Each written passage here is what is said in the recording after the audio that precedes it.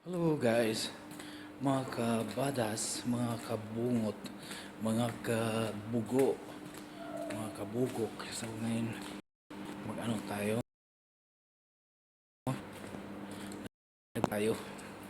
pero tapos na yung break natin.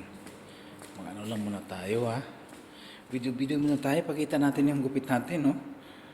Yung gupit natin na malupitin na gupit to kasi made in kwanto, made in UEA na gupit.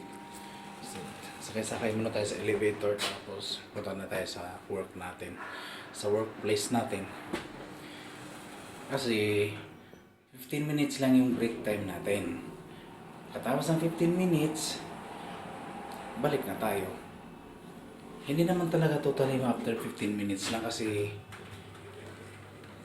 ang lakad 2.5 minutes, pabalik 2.5 minutes. So in total 5